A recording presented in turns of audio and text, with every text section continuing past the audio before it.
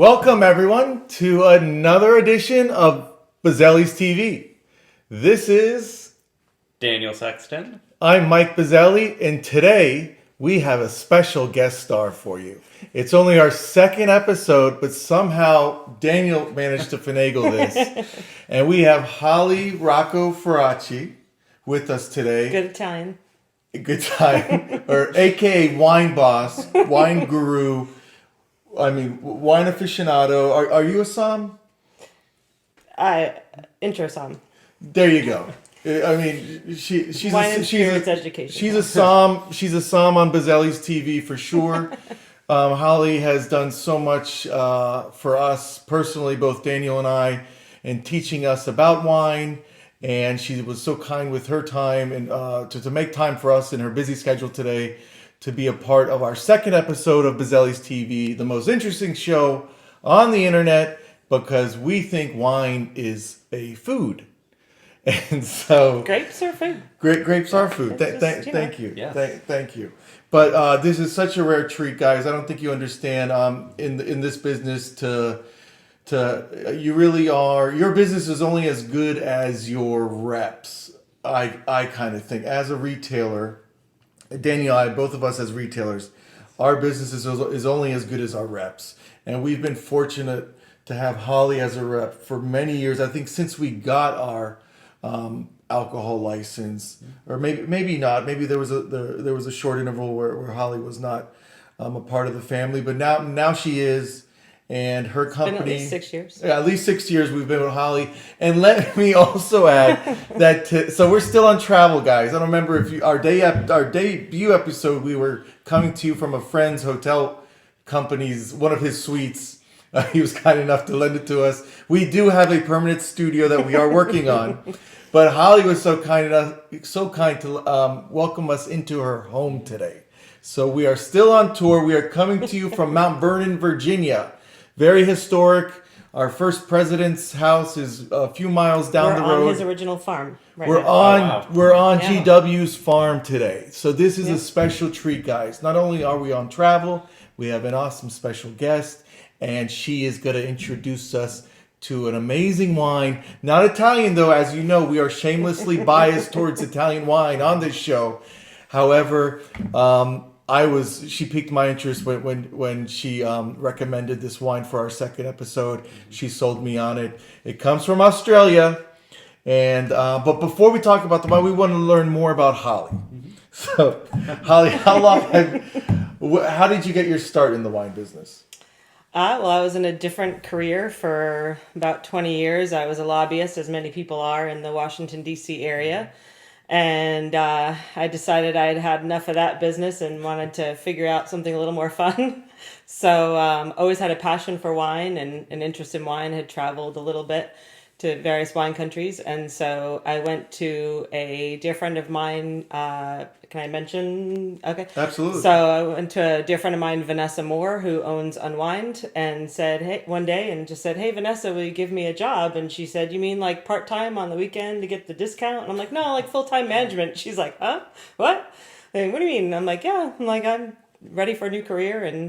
And so Vanessa supported me and enabled me to get my first job in wine. And I worked at the shop, both locations, for a couple of years and worked on several certifications. And she was good enough to support me with that. And then I, started looking at what else is there within the wine world and what other jobs are there. And talked to then our rep for Republic National, Bo Montgomery, who's awesome, if anyone knows Bo, and just said, hey, I'd be interested in exploring some opportunities if there's anything. And he's like, well, yeah, actually there's a position open. And so I applied and got it. And I've been working here in Alexandria with RNDC for 6 years. If we could back up a little bit, your foray into the wine business started at a local wine shop. Mm-hmm. How long had the wine shop been around before you started working with them?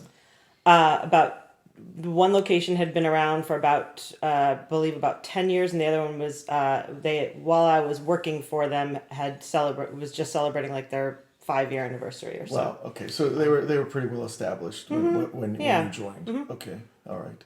And then you decided you wanted to, I guess, Republic National, for our audience, this is getting kind of inside baseball. Republic National is a huge wine distribution company, second largest in America, the largest in the Commonwealth of Virginia. And rated one of the best places to work, too. Rated one of the best places to work. I mean, I think all organizations are top down. They must have an awesome, very cool, mellow CEO because the reps are very cool and mellow, but also very well versed, and knowledgeable. And so We're as I said, we're a partner with WSET, with the Wine and Spirits Education Trust. So we're one of their top partners. They place a premium on educating us and going through a lot of the educational programs. And what does that organization do? Do they certify sommeliers? Or? So Wine and Spirits Education Trust is sort of a parallel organization to the various organizations that do the Somm program, like the Guild of Somms and the Court of Master Sommeliers. Wine and Spirits Education Trust focuses more on wine education as opposed to wine service. Okay. So we all learn a lot of the same things. It's just you learn more in depth of certain things. Like we do a lot more of the viticulture and diseases of the vine or things like that. And as opposed to service at a table. I mean, we still learn about service at a table, but we don't do the practical aspect of that. And in our case, we all do the blind tasting. We all learn about the wine regions and things like that. What's that? Do you remember your first blind tasting? Oh, yes. So we haven't done a blind tasting yet on we should do Bozzelli's some TV. of those. Let's stay tuned because that. we might have something really interesting planned. We can do that. This is the most interesting show on the Judgment internet. of Paris is coming up, the anniversary, May 24th, so you could do something for that anniversary. And we referenced the Judgment of Paris in our debut episode. If Holly could elaborate, because she, like I said, Holly is AKA wine boss. What is the Judgment of Paris? So the Judgment of Paris in 1976, there was a competition that was held where wines were. Stephen Spurrier had gone. He was a Brit, and he who recently, very sadly, recently passed away. He was an icon of the wine world, and so. Anyway, we all sort of paid our respects to Stephen Spurrier, but he came over to Napa and traveled through Napa and was just amazed at the quality of the wines and not like what he had heard. So he selected Napa Chardonnays and Napa Cabernets and brought them back to Paris. And there was a competition that was held. So there were very esteemed judges in the French media and in the wine world in general there. And they blind tasted the Napa Chardonnays against the Burgundian Chardonnays and the Napa Cabernets against the Bordeaux Cabernets, and it really shocked the world because the California wines did so well and in many of the categories won. I know which winery you won. And so Stag's Leap, won for the Cab. Chateau Montelena won for the Chardonnay. And but then there were a number of others. Freemark Abbey had 2 wines in the competition, Chardonnay and the Cabernet. I think they were the only ones. And so anyway, they it really just surprised everyone. It was like it put Napa on the map. No longer was Napa a bunch of hippies who didn't know what they were doing, kind of thing. This was a big deal, and this is what Robert Mondavi had been really preaching. I mean, Robert Mondavi came along earlier than that, and was really exploring the use of French oak and dry styles of Sauvignon Blanc, and at the time people thought he was nuts, this guy he's driving 80 miles per hour down the freeway with no rear view mirror, kind of thing, and between that and then the Judgment of Paris, it really said to the world, look, California wines, Napa Valley wines, we're here, and we produce really good quality. So that really kind of got it started. Yeah, and I don't believe in coincidences and all that energy that Mondavi, expressed in his work. Then you have the Judgment of Paris, Stag's Leap, out of the blue. I mean, wins. It's like the Bucks now are winning Super Bowls because they have Tom Brady. Because they have Tom Brady. Because they have Tom Brady. No, it wasn't like that. Because they have the GOAT. Yeah, because they have the GOAT. No, this is like the Bucks from 20 years ago winning, a divisional game, a divisional playoff game. Yes, this was huge. This was monumental for California. But all you want to do is talk about California Cavs, but not today, guys, because our good friend and special guest, aka Wine Boss, Holly Feraci, is here, and even though we are shamelessly biased towards Italian wines on this show, we are going to talk about an Australian wine today. Because as Mike says, wine is interesting. This is a really interesting bottle of wine. And not only is it interesting, but the name. Holly, what's the name of this wine? Yeah, so this is Mollydooker The Boxer. And so Mollydooker gets its name because that's Australian slang for a left-hander. Are you left-handed? You're left-handed, yeah? Are you left-handed? No, I drive like I'm left-handed. Me too. Isn't that funny? I'm like ambidextrous except for writing. I can't write with my left hand. Yeah. Are you a left-hander? No, okay. Not at all. You just write like you're left-handed. Yeah, absolutely. Because I've gotten notes from you and they're they're terrible. Barely legible. Yeah, okay. So we're all barely left-handed. So we want to celebrate the barely left-handed today. My mother actually is left-handed. Yay. Props to mom. Shouts to mom and all the left-handers out there. So this is your wine. Thank you, Holly. Yeah. I mean, too bad Christmas was a few months ago, but for all those left-handers out, this was your wine. Well, we do celebrate a National Left-Handers Day, and now I'm blanking on when that is, but it's a big deal. It's coming. It's coming. But so the Boxer comes from the fact that this wine just packs a punch. I mean, it's big, it's bold. So everybody out there that loves the big, bold, dark, velvety wines, I mean, this is a wine for you, and that is a very, very popular category for wine. So that's where the Boxer comes from, and of course he's wearing 2 left-handed gloves because he's a Mollydooker. He's a double duker, and get your dukes on. So Mollydooker the Boxer, right? Yeah. So Holly is the wine boss. She had boxing gloves prepared. And like I said, we're on travel today in her gorgeous home. She was kind enough to welcome us in. We cannot find those boxing gloves at this moment, but they would have been a hell of a prop. We have more props, though. We have more props behind us right now. I mean, this is her bar, her personal bar that she invited us into. It is super cool. There's so much stuff going on here, but let's talk about Mollydooker. Sounds good. We want to give them some time on the show. Sounds good. So this wine is from McLaren Vale in Australia, as we've mentioned. And the really unique thing about this, aside from the really cool label and the name, is that most wines will sort of most wineries will preserve their wines using sulfites. Mollydooker does not do that because sulfites can cause allergies in some people. It's a very small percentage. My friend's mom gets terrible headaches. Yeah, from so the sulfites, I mean, she claims. Headaches can come from a number of things in wine, sulfites or her husband. Overindulgence. Sugar, polyphenols. So there's various compounds in polyphenols, the histamines, that can cause that too. But anyway, so they were concerned about that and wanted to address that. So they top their wines off with nitrogen.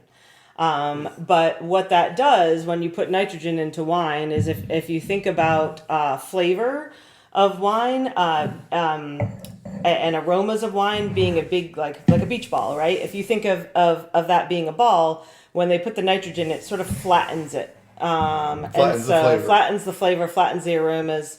And so we got to bring them back to life here. We got to revive this a little bit, right? So what Mollydooker has devised is what they call the Mollydooker shake. So we're going to do a little comparison here with these 2 glasses. So I'm going to go ahead and open this. It's a twist off, right? So we're good, Stelvin closure. And so we're going to pour about to when the wine kind of hits the shoulders here of the bottle. Ooh, yeah, that was brilliant. So we're going to pour up until the wine hits the shoulders. About the shoulders. I guess the bottom of the neck. And then we're going to work on our shoulders today. Now we're going to get some exercise. Yeah, I don't know if you guys did shoulders yesterday, but we're doing shoulders today. We are. So we want to make sure this is good and tight. No accidents, right? So then we're going to flip this upside down and we're going to give it a good shake. So anyone else want to give this a good shake? Yeah. All right. You go for it, Dan. I did shoulders yesterday, so I'm still sore. You can do it. Getting a okay. workout. I believe in you. All right. So we're giving it a good Mollydooker Mollydooker shake. shake. Here you go. Woo. All right. What's So the pina colada sign? so we're good. So anyway, you'll see in here that there's a good like fizz or like The wine like is a little fizzing every latte now. foam, right? So Yeah. I don't know if we could see that, folks, but there's a good little like latte foam, if you will, like on the top, right? So we've twisted it up, we've got it, and then we want to kind of do it another little good shake on there, see if we can get that to dissipate a little bit. And right, so now look, it's a lot less than So the foam is a the lot foam less. has subsided, folks. Yeah, so after then the second shake. we're gonna open this up. Can you hear it? Can you hear the crackle? That's the nitrogen releasing. Yes. Oh, yeah. That's the nitrogen releasing. It's like snap, crackle, pop, like in cereal. So this We are is having the- so much fun right now. If you want to have fun too, you need to buy a bottle of Mollydooker. That is right. So now what we're gonna do is we have our bottle that was opened pre Mollydooker shake right here, or glass, excuse me, and then we have post Mollydooker shake, right? So when we do that, any difference in color? Probably not really, but when you smell it, so this first one, I can't really get a lot. It's closed off. Let me do it in the correct it's order. closed Okay. off, yeah. I'm backwards. So this is the one that was pre-shake, right? You don't really get a lot. It's closed off. It's tight. You don't get a lot of the aromas. So this is on that. lifeless. This is Yeah. Times Square So New Year's then- Eve. Yeah. So now smell the difference with that one. This one, you're Party getting time, Dan. those. You're getting those big berry notes, those big Shiraz completely like different. notes. Yeah, right. So it's now like it's opened up a lot more. So now like if Flat. you Party time. yeah. Flat. Party time. Exactly. So now, if you want to pour, maybe feel free to try or pour a little bit of one, like the closed, this one in your glass. This is the closed off one. If you want to try that, pour a Dan, you little try bit in your that one. I'm glass. going to try this one. But you have to. Okay, we'll share. We'll Okay. share. Okay. There you go.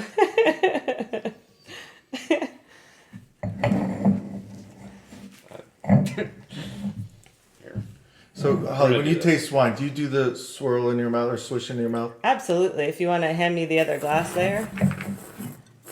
Yeah, so what we're looking for when we're tasting, and the reason why people do that is to aerate it, right? So you're trying to get some opening up the wine a little bit. So you want to kind of like, it's like being a kid all over again and blowing, bubbles in your chocolate milk and upsetting your parents at the dinner table. Hi, Mom. Hi, Mom. Yeah. The first one is really... It's not bad. There's just nothing going on. Right. So, and it's not wasted. So that first glass that we did, if you give it a stir or, give it a good swirl, give it a stir, it'll open up as well. So it's not like it's wasted or anything, but it's always kind of fun. So when we're looking, when we're tasting and we're looking at the color of the wine, there's a lot that we can get out of just the color. We can kind of start to ascertain maybe the age of the wine. This is a young, fresh wine. We're looking at color. This is really a bright ruby. And this is telling me, this is not a super high acid wine, or we might have more tinges of like orange. The deeper the color, the older the wine. Yeah, the more like you start to get more of those orange and brick tones, and going into brown, obviously it would be very old. And when we talk about nice legs, is that sexist to say these days? When you're referring to wine, it is not. It is not. Thank you, Holly. So that oily residue that you see around your glass, what do you look for now? Right now, I see very thin legs. Yeah, so you can look at this, and I mean, it's going to tell me potentially levels of alcohol or sugar, depending on whether we're looking at a sweet wine or a regular wine here. And so yes, these are thin legs, and they're definitely kind of coating the glass a little bit, but it's not. I mean, So this still has a pretty good bit of content? alcohol. Yeah, this still has a pretty. They're slow moving, right? They're not sheeting the glass. Like if it was just sheeting the glass, that's a high acid wine. But the fact that these are kind of slow moving legs and they're just kind of slowly coming down the glass, you're looking at a higher alcohol wine. And then we can, then we can taste it, and you can kind of do the little bubbles or aeration.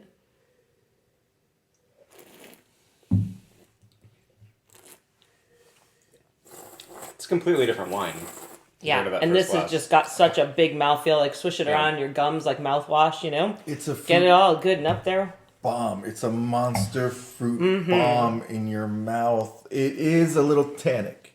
Yeah, I mean, this has definitely got that big mouthfeel, those good tannins, that nice toasty oak complementing that big fruit. So it's all in balance. I mean, you get a balance of the big fruit with like the toasty oak and tannin. All very complementary of each other. Lots of layers in this wine. You can sit here and think about what you're tasting, and you're going to get something different as you continue to enjoy the glass and, of course, the bottle. Yeah, that's what we're gonna do. It is delicious to everyone at Mollydooker. Kudos to you. It is delicious. This is my first Mollydooker experience, and I'm glad I'm sharing it with Holly here, aka Wine Boss, Dan, the beer guy. The beer guy. Now, let me cut you off really quick. Sure. The nitrogen, I'm really curious about, because when I think nitrogen and alcohol, I think of like Guinness. Mm-hmm. Or like even like cold brew coffee, stuff like that. Yeah. I've never heard of this before. Is it common at all in wine circles and wineries, or is this pretty unique? It's relatively unique. If I'm not mistaken, I believe Bonfi does this as well. Where, because I know from having talked to John Mariani that Italian winemaker. yes. So John has a sulfite sensitivity, and so they are topping their wines off with a gas as well, and I believe that's nitrogen. So there are others out there that are doing it, but sulfites is definitely the main one in terms of preserving wines, and like people will say like I get a headache, it must be the sulfates. I have to go look for a low or no sulfite wine. But sulfites are naturally occurring in grapes, as they are in most agricultural products, and so. If you can, for example, drink a glass of orange juice and not get a headache, you likely do not have a sulfite allergy, because there's more sulfites in a glass of orange juice than there is in much more than like a bottle of wine. So it's likely that the headache is probably from some of the other compounds within the phenolics of wine, or from just drinking too much. We don't We do would that. never- We don't do that. We would never. We don't do that, especially on we this drink show. in moderate responsibility. Hashtag drink responsibly. Yes. Thank you, Holly, for that. And on the show, okay, we love good wine, of course, but we're also interested in the business of wine. And it's my understanding that Mollydooker was one of many Australian wines that benefited from the 1980s wine boom. Something called the French paradox. Am I mistaken, or? Yeah, no, absolutely. I mean, for sure, the Australian wines did very, very well here in the States, and they still do. So behind Italy and France, Australia is what we're importing the most of. Behind Italy, France, and Spain, I believe and then it would be Australia. So. They're still doing very, very well here, and they do very well around the world. But they also drink a lot of their own wines, just like we do. We drink most of our own wines. We don't export a lot. They only import 17%, if I'm not mistaken. Yeah, it's a small amount. Yeah, it's a small amount. They support their own wine industry very strongly. And is it Shiraz or Shiraz? I guess that would just depend on. So I've heard both pronunciations. If you're a Shiraz person, comment Shiraz, please. If you're a Shiraz person, comment Shiraz. Spell it phonetically or however you would spell it. Shiraz. Yeah, I like saying Shiraz. Is just more fun. And I think Mollydooker might appreciate it. Maybe we should contact Mollydooker. If Mollydooker wants to let us know, is it Shiraz or Shiraz? Please let us know. Yes. We're very interested here in America. And now I really understand why. So we're shamelessly biased towards Italian wines on the show to everyone at Mollydooker, but we appreciate all your hard work. And you have a wonderful story of how you guys come to market, and you really paid your dues. It's a family business. It is family business. I actually had a chance to talk to Luke Marquis, who is the son of the owner, before doing this show. So he said he was going to tune in. He looked forward to tuning in. Oh. Luke. So hey, Luke. Cheers to Luke. Cheers to Luke. Yeah. Thank you, Luke. And Very you know good. his sister's name is Holly. Wow, small world. Wine dot is dot interesting dot. Wine is interesting, America. This is why we drink wine. And so, yes. So Mollydooker was a fantastic, I think, selection. Holly is just, I just wanted to, I was making a point earlier, but then I got sidetracked. I'm sorry. It's just, we're with the wine boss today, special guest on travel in her home. This is so cool. I have these amazing, she has some really cool stuff in her house. About to show you in a few minutes. But I get why Australian wines are popular. Yeah. There's a certain brand that is very popular and has a lot of exposure. Something tail. Yeah. Yes. In our great country that we all know and love. I understand this. I don't want to make any comparison. I'm not making any comparison. And I my actually experience with that something tail is not very extensive, because I'm a big Italian wine drinker. And yes, I will drink a California Cab now and then, but I don't drink something tail very much. However, it's all the fruit. So when we talk about wine, we like to say fruit forward, I guess, Yeah, right? mm-hmm. This is not fruit forward. This Shiraz is fruit forever. Yeah, it's got a beautiful structure and it has beautiful acidity as well. Nothing like something tail. They're not getting the same structure in their bottles. I guarantee you that, and I'll go on record. And if something tail wants to follow me home after this interview, I live not too far, and I'll be waiting for you. But Mollydooker is fruit forever. Big, bold, rich, dark fruits. Mm-hmm. And this is why we love these wines in America, because they pair so well with our rich and bold fare, i.e. hamburgers. Big juicy ribeye. Big juicy ribeyes, double eagle. What else is there? Porterhouse steaks, barbecue. Barbecue. This is ideal for barbecue. Good call. Yes. Barbecue pizza. Barbecue pizza, America. Yeah. All of you guys out there that are like me and you think hamburgers, hot dogs, ice cold beer, try it with wine one time. You'll be very pleasantly surprised. And try with a Mollydooker Shiraz. Yeah. You will be very surprised. Sausage pizza, this would be great with too. Oh, Italian sausage pizza. Exactly. Yes. Spicy sausage or sweet? Sure. Or a combination? Either or. Either or. Yes, this is fruit forever, not just fruit forward, monster fruit bomb. And this is why we love Australian wines in America. Their flag kind of looks like our flag too. Yeah. Kind of, sort of. Does it? Really? Wait. Well, no. they've got, I think, well, it's red, white, and blue. It's more like the British flag. Same colors. Same colors. It has the Union Jack. It was a British colony. We were a British colony at one time. And we are coming to you from the ultimate colonialists' land today. George Washington. Holly Feraci was kind enough to invite us into her home because we're on travel today. And her house sits on Mount Vernon's estate. This is awesome.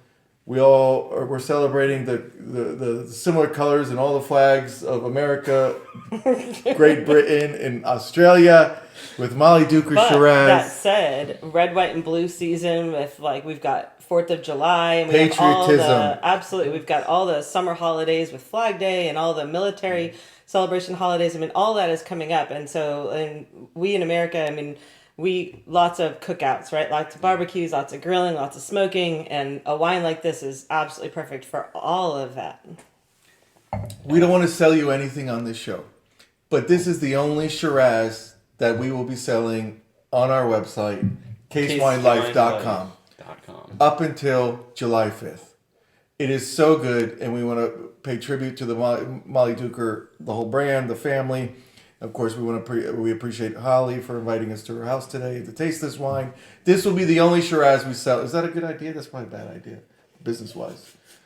But that's the kind of endorsement I want to give this wine. It is a wonderful Shiraz. No, we These are hardworking people. They definitely they came up from nothing and built a great winery. yeah, we're trying to share things with you that have a story, because there might be another great Shiraz out there that you don't have to turn upside down and shake, and that's really cool.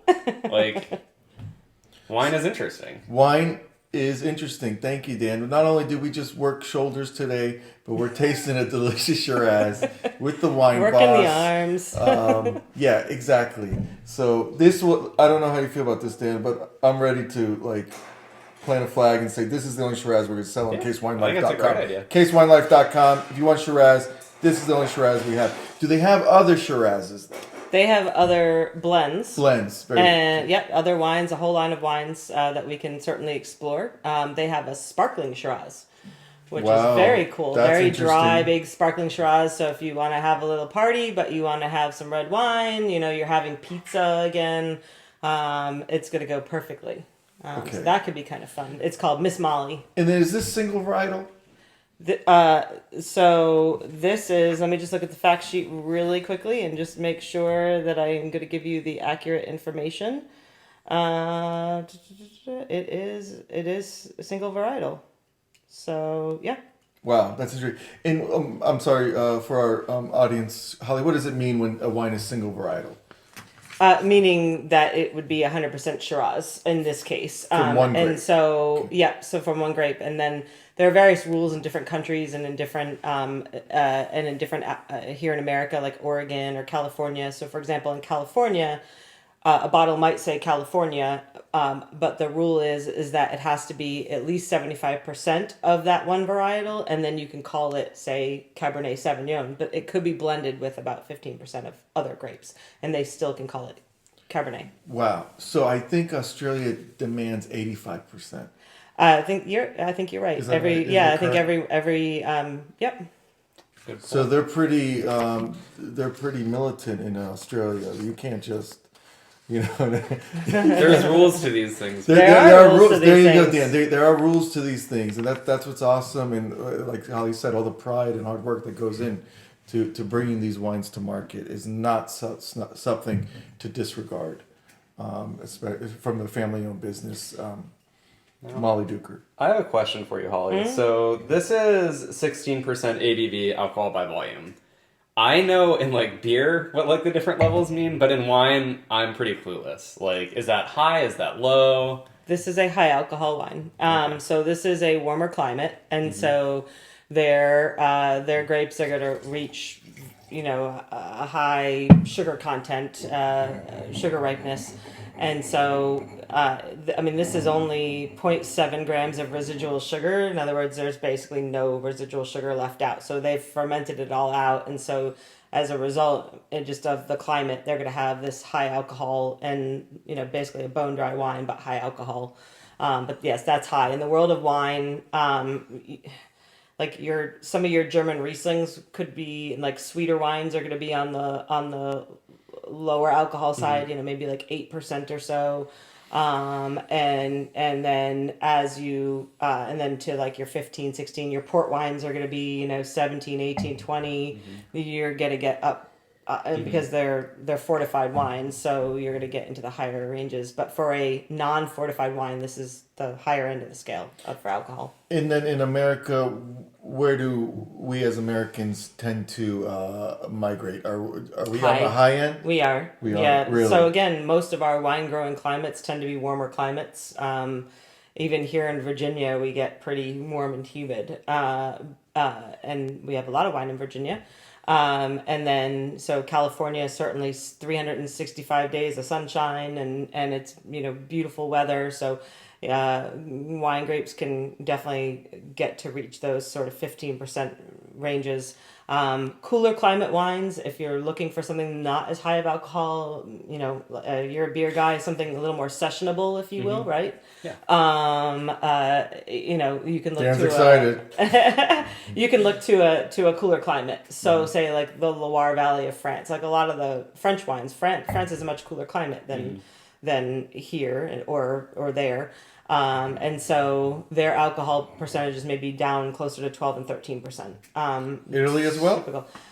A lot of parts of Italy, yeah. Interesting. Except for like, I mean, you get to like Sardinia, right? Sardinia is hot, you know, so then you're gonna start getting into some higher ranges, but Maybe like the Super Tuscan's not as high. yeah, they're gonna be lower in alcohol. They also have rules governing their, without getting into all that, but they have Of rules course. governing their, their ranges of alcohol and from the different classifications. So do you think also, besides the fact this being a fruit bomb and rich and bold and very powerful, do you think the alcohol content is part of the reason why it's so popular? Shiraz is in America. I think so. I mean, I certainly get people who like that style. They enjoy this style. I can remember from my wine shop days, people would come in and they'd say, and I know you get it on the beer side, but they walk in, they say, "Tell me your highest alcohol beer," right? I mean, people enjoy that style, and then we would get the same thing on the wine side. I've never asked that question. I haven't either. When shopping for a wine, it's always like, do you have a nice Barolo? Exactly. Do you have a, I'm having this Primitivo? for dinner. What can I put with it? I think varietal. Am I weird? No, I'm not weird. No. Okay. All right. I think you're more normal. What I just said is like not the. No, I mean, typical, but it happens. no judgment. We're all, fair-minded, individuals. It's just I've never inquired about alcohol content. That's very interesting that you said in your retail days, and Dan, and I'm still a retailer too. I just don't shop like that. Yeah. Now, the one thing that you just made me think of is look into what you're drinking. Watch somebody drinking it online, learn about it, go to a local wine shop. Because there is a lot of knowledge out there. And in 2021, you don't need to be an uninformed buyer. We would encourage everybody shop learn local. about what you're drinking. Shop local. Don't buy from our website, casewinelife.com. But shop local. We love it. Wait, no, you got to buy from our website. Yeah, no, buy from our website. Go to our shop. We own a few pizza shops. But yeah, Dan is right. Shop local. There's a wealth of information out there. And like I said, wine is so interesting. I mean, we've learned so much about this Shiraz today. We just worked our shoulders today, America. And we're drinking wine here. So does this happen when you drink beer? No. We haven't done a beer show yet. This is only our second episode. I mean, the only thing I can think of is when you're like walking out of the store and you got like two cases. Oh, like one in each hand. Okay. Oh yeah. Well, then you got to keep the two in each hand. You got to balance yourself, Exactly. right? You got to balance the weight as you walk out. That's why you have to buy two. But Yeah, we are exactly. spoiling you. We are spoiling you today with this special guest star, everyone. Rocco Feraci. What? Look at Rocco's your maiden name? It is. Rocco. Rocco Feraci. You want to mess with me? You got to get through Holly first. Okay. Beautiful. Family's beautiful. from Campania. My husband's family's from Sicily. Campagnes, right next door from Puglia. My family's from Puglia, the heel of the boot. Campagnes, right next door. Great winemakers. Yeah. Italy, the land of wine. We talked about this in our debut episode. We'll talk about it further again. But maybe that's why we're so close with Holly and we consider her one of the family. Holly, so you told us about how you got into the wine business. You shared this delicious Shiraz with us from Mollydooker, which will be the only Shiraz we will have on our website. And all you want to do is talk about Cali Cas, but sorry. But what was your, when you talk wine, what is your most favorite wine experience? Was it a tasting? Was it like a screw up with it, I don't know, in an order, or was it funny, zany, out of this world? What's your most favorite wine experience? Oh my goodness. So I recently had my birth year wine, which was very cool. That is cool. Yeah. So that's a thing. That is a thing. Okay. Your birth year wine? So Allie know this because Holly and I are friends on Facebook, which is really cool. Her birth year wine is 1997. Why are you laughing? That's what it is. Sure. Anyone, you have my address. Dan, we're going to list anyone want to contest me, you have my address. Okay. Her birth year wine is 1997. But I didn't know that was a thing. I know that because we're friends on Facebook. I think that was so cool when you posted that. Yeah, and you know what? For the vintage that it was still drinking young and beautifully. I was surprised. I actually talked to the winery general manager, and I said, what can I expect when I open this? And he said, well, he said when you're looking at older vintages, sometimes you just have to know that when you open it, it's just going to be an experience. You can learn from it and understand it and see how it's evolved, but have another bottle nearby to really drink, And I was like, okay. And but in this case, it was still. I mean, this bottle could have laid down for a lot longer. It was still drinking French, beautifully. Italian, California. Here we go, Cali. Napa Cab. Napa Cab. Here we go. But it was still drinking beautifully, and it was definitely. That type of an experience is definitely one. I had the opportunity to visit Champagne. I'm a bubblehead, so anyone bubbleheads out there, anyone loves bubbleheads, champagne. You're a bubblehead. You're drinking champagne. Yeah, so I love sparkling of any kind. I keep it in my little PSA, if you will. Sparkling wines, champagnes are not just for special occasions. The special occasion is when you open the bottle. There you go. Please keep sparkling in your refrigerator. Every day could be your birthday. Every day could be Christmas. It's Absolutely. an attitude, folks. Absolutely. Let's stop living for the weekend. I think Gary Vee says this. Big shout out to Gary Vee, who motivated me to start doing the show.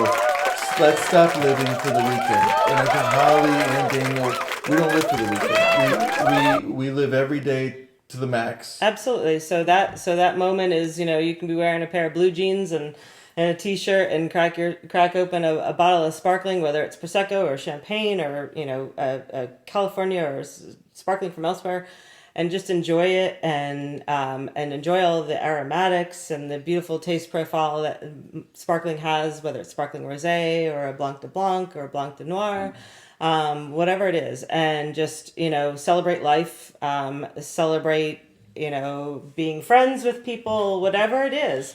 And so, cheers. And so just always keep a bottle cold in your refrigerator.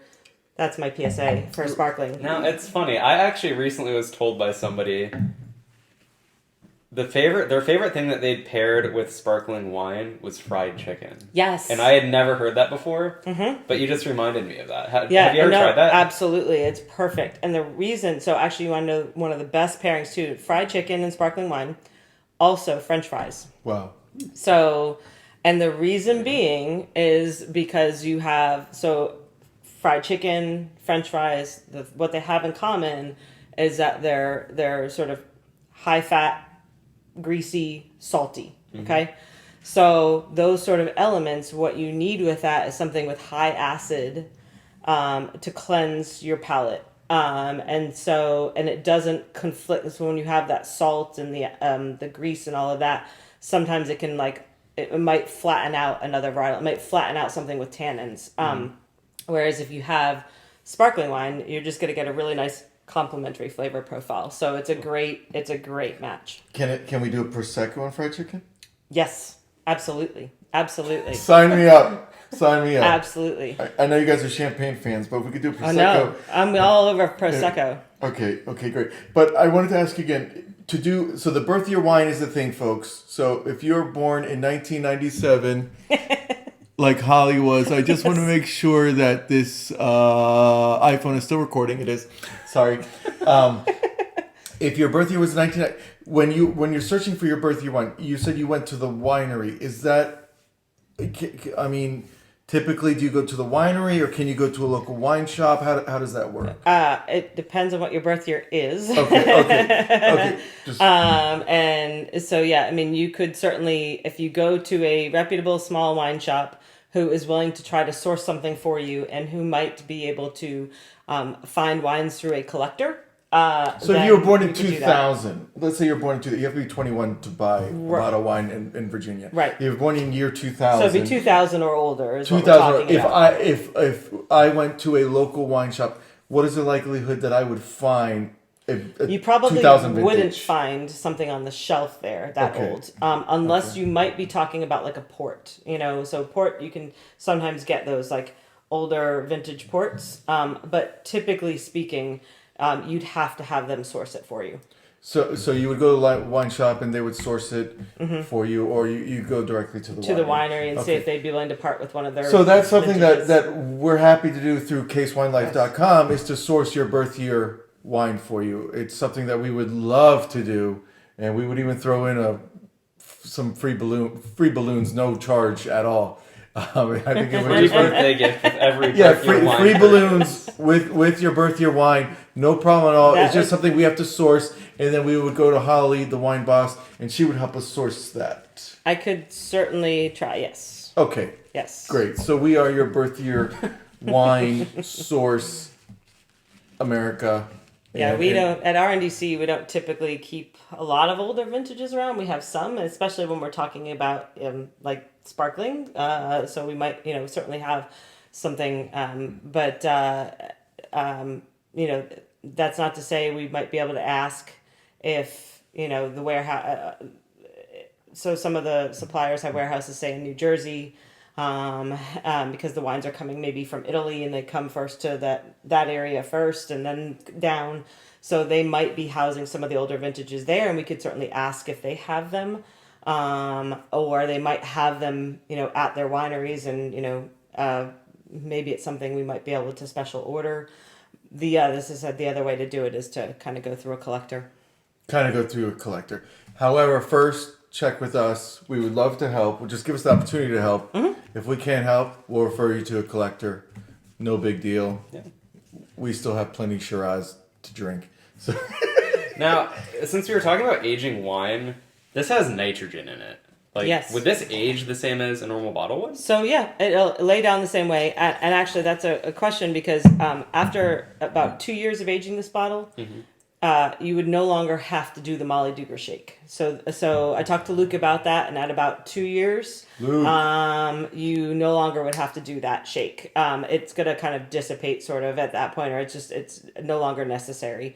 Part of that might be too that you wouldn't want to shake it because there's going to be some sediment in there, and so you want to be careful with that potentially. But yes, this will age the same way, and some of these wines will absolutely age beautifully. I mean, this has a beautiful acidity to it. It's well balanced, so this will lay down for some time. So with July 4th coming up, I'm thinking we need, if you're about that case wine life, I think you need a case of this. It is that drinkable, Yes. that tasty. It's not fruit forward, it's fruit forever. Do they do large format, Holly?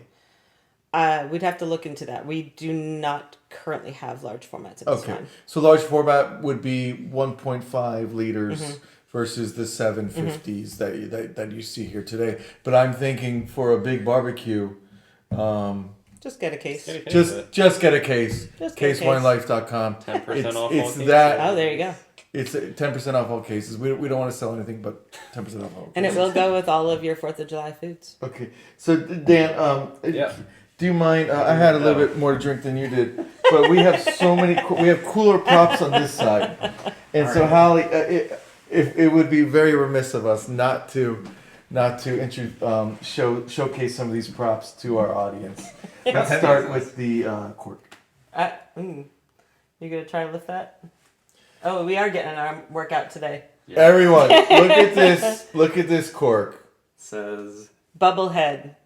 You're not a bubblehead unless you have. This is like a gigantic cork from the Titanic or something. totally legit. I'm sure it was in a real bottle. Yeah, you sure. know. But now let's get.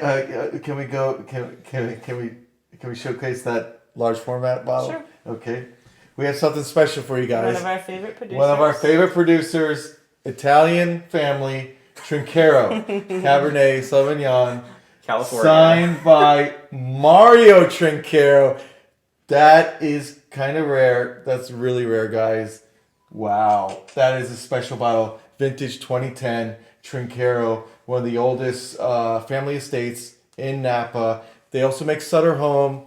You know them. Yeah. Trinchero is their higher end wine, but they put a lot of quality in Sutter Home too. We really respect them, and we hope maybe down the road to have one of their family Carlo Trinchero, 3rd generation. Yeah, family we'll have members him on. our show. That'd be thank you so Yep. much, Holly. And your uncle's name is Mario, so that's pretty cool. Yes, too. I have an Uncle Mario. Dan, where are you going? She's got even cool. She's got so much stuff going on back here. It would really be remiss for us. Okay, what do we got? What are these? These are wine boxes. Yeah. Yeah, let's. So actually, one of those is from Puglia. Oh wow! Which one is it? The Tomaresca. The Tomaresca. That one. This one? Yeah. Yeah, that one. Yeah. So that's Boca di Lupo from Tomaresca.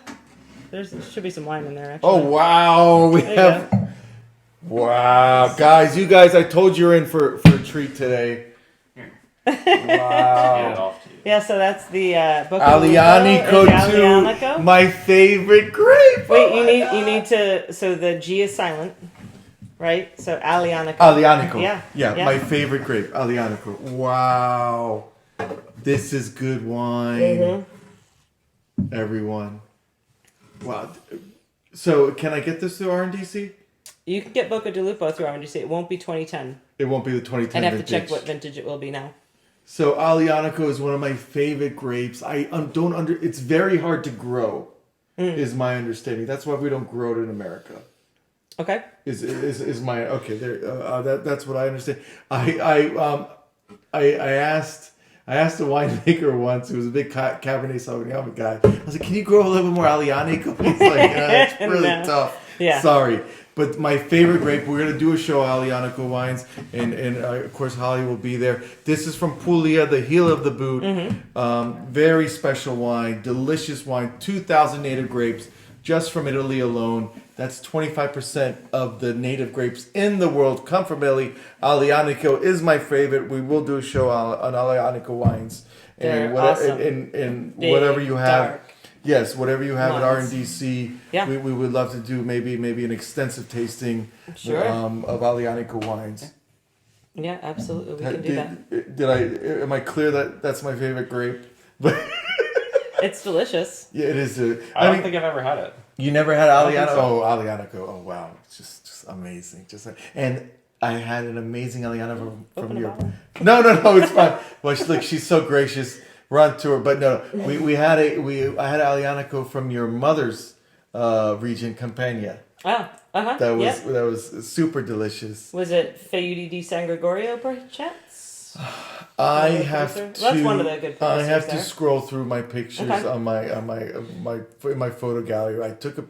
It was such a delicious wine, but and it Nice. was very affordable too. Uh-huh. But for some reason, I mean, winemakers tell me the Alianico grape is very hard to grow in America. Yeah, well, not only is it hard to grow, but wine is also a business, and from an economic standpoint, I mean, a California Alianico is not going to sell like a California Cab. There you go. And so that's another reason as well. There you go. But Holly, so I mean, you've been very gracious with your time today. But why do you think Do you feel like Italian wines have been kind of marginalized in the last decade or so? They just don't. There's not much respect for Italian wines anymore. No, I just think that there's there needs to be a better understanding of them. I think in some More ways, cheerleaders? So yeah, more cheerleaders for them. I think sometimes they're hard to understand, right? So for example, Chianti. You have Chianti Classico, Chianti Classico Reserva, Chianti Classico Gran Selezione. I mean, you have all these classifications, and it's like, as a consumer, you're looking at this going, I don't know what any of this means, right? And so sometimes it's just hard to understand, like, what am I buying? What am I getting? And so that, I think, maybe is part of it. And then you have these names that, like Alianico, that a lot of us probably can't pronounce. So for our debut episode, we reviewed a Montepulciano. Mm-hmm. Do you believe because that's so unpronounceable, that's a little bit of a barrier? Compared to a Shiraz. Yeah, I mean, like... Shiraz. Shiraz. I mean, that's easy to pronounce. I mean, as Americans, there were wines that became very popular at some point in time, like Malbec, right? Malbec was a wine that really boomed here. Shiraz really boomed here. Cabernet, Chardonnay. I mean, these are like the kings and queens of, The from noble Italian grapes. standpoint. I mean, Italians really, the noble grapes. But I mean, Italian, like Pinot Grigio, right? Like that's one of these introductory wines. If you're not sure what you're going to drink, a lot of people drink Pinot Grigio. Some people like it for its simplicity or that it's going to go with all kinds of food. So certainly Pinot Grigio from an Italian standpoint is popular. And then it's just a matter of don't just drink the $6 Pinot Grigio. Let's explore Pinot Grigio. There's some beautiful examples of it from around the world. that you if you like Pinot Grigio, you can start to explore, Pinot Grigio from Alto Adige in northern Italy, where you get a more mineral, higher acid sort of style. There's Pinot Grigio, say, from Alsace, and that's called Pinot Gris because the French Grigio means gray. And Pinot Gris from Alsace is a richer style, so you can definitely kind of explore that. Do you concur with this statement? I went to Francis Ford Coppola tasting, I guess, hosted by RNDC, Republic National. At that time, you were not my rep, but my rep was very gracious to extend an invitation. And what the word label was mentioned more than the word wine. Yeah. So Italians cannot design labels. They're very classic. They're very traditional and classic, and yeah. I guess it's more text. Their labels are all text. Well, and it's when you're looking at an Italian label, much like when you're looking at French labels, you have to know the region to understand then what the varietal There's so much. It's very informative without being. You have to know marketable. It to be able to understand it. Correct. And a lot of people don't know that, Barolo or, means Nebbiolo. So the grape for Barolo is actually Nebbiolo. So a lot of people wouldn't understand that. They see Barolo and go, I don't know what the heck. And they'll put the family name of the winery on the label. And so, that's something where, with as Americans, we look and we go, oh, I like Cabernet and it says Cabernet, or I like Shiraz and it says Shiraz on the label, so I'm going to buy this. But when you look at labels often from other countries, it may not necessarily be that specific. You'd have to know the region to know that it's that varietal, and that's a problem. I think. We appreciate marketing, and it's just, but Italian wines, it's something that they just, for some reason, cannot fathom. That you on a shelf in Safeway or Bozzelli's or or if you're on our website caseonelife.com, it's got to be something that really captivates the eye. Yeah, and you're starting to see that more. You do have various producers who are realizing that, and they're starting to do that more. And you'll have others that are just going to be too traditional and they're never going to do it. So, it's just that's why I feel like the Australia Mollydooker, for instance, with this cartoonish character, gets it. Oh yeah, they're great labels. They all tell a story about the family. Every single one of their labels has a story and a meaning and a significance about the family, which is a lot of fun. And see, that's why we drink wine, because wine is interesting. And like Dan said earlier, it's about telling stories and coming together, and hashtag drink responsibly, of course. But I hope. Any more questions for Holly, Dan? She's been very gracious with her time. I've learned a lot. Her multiple iPhones have been going off like incessantly since the outset of this interview. She's very busy, but we appreciate you guys are spoiled for your second episode. You got a Holly Rocco Feraci for your second episode. It's very hard for us to up the ante, but we're gonna try, because all you want to do is drink California Cabs like she did for her birth year wine. And like I said, we can help you with that if your birth year was 1997 or earlier. We can or later 1997 or later. We can help you with that. With the birth year wine, I think that's very cool. This will be the only Shiraz on our website that we will sell, because that's how we are. Well, didn't we just decide that?